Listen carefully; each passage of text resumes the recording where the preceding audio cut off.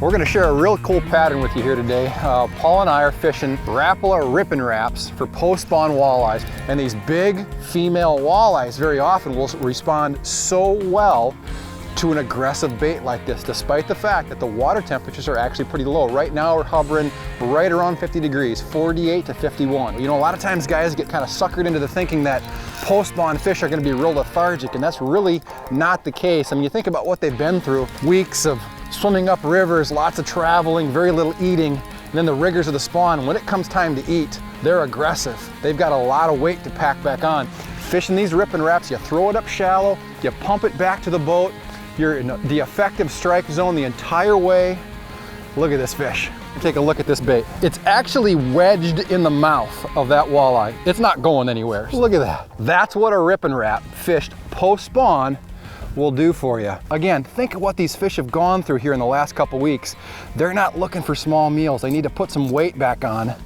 And a really quick way to do that is to eat some big meals. And that's what that Rippin Rap simulates so well. So we're gonna tell you how to fish them. It's a really easy technique. If you're used to fishing jigs where you cast them up shallow and you bounce them back to the boat, this is gonna be just a natural thing for you. Try to get this bait out of here. Come on out of there, perfect. What a beautiful, beautiful post-spawn walleye.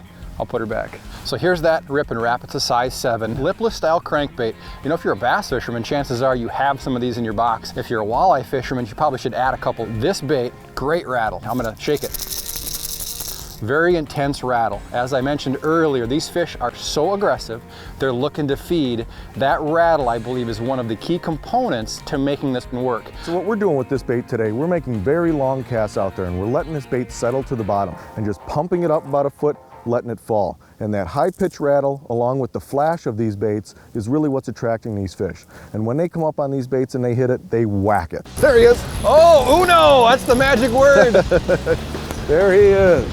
Can you feel the big head shakes? Good walleye. Just got him by the tail hook there. You Look see at that. There he is. Here it comes. All right, just another quality fish there, James. And maybe she'll pop off for you. maybe, we'll have to see here. Like I said, I didn't feel that one hit it, and you can see it's on that tail hook there. So a lot of times what happens is these fish hone in on that bait and they get behind it. And then as that bait jumps, they just kind of swat at it. It's just a very girthy, healthy fish. But if you can find where these fish are post-spawn, you can really have a field day catching these fish because they are aggressive and they're willing to bite baits. Great fish. That's fun, James. A lot of fun. That's a fat one, Paul. It is. Just a really, really nice fish. All right, let her get back in there. Thanks a lot, girl. That was fun. You know, one of the things I like about this technique is you get to use equipment that just about every walleye fisherman is going to already have. This is a St. Croix medium action, extra fast tip. I really like the extra fast action rods for doing this. I like that extra lift in the tip, so when I come up on that lure, I don't have a real mushy top section to the rod.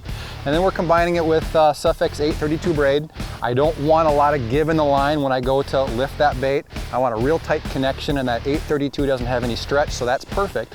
And because we're here on Sturgeon Bay, there's one other thing we should point out. We're not tying directly to these lipless crankbaits, these Rippin Raps, with the braid. We've actually knotted in about a 6 or 7 foot section of fluorocarbon. I'm using 12-pound test fluorocarbon. And because the water's so clear here, I think that makes a difference. The fish can be a little line shy, particularly middle of the day like this with real bright conditions. So that's the setup, start to finish. Throw in a handful of these Rippin Raps. Come post-spawn time for the walleyes in your area, this is a technique that you should absolutely add to your arsenal and give it a try.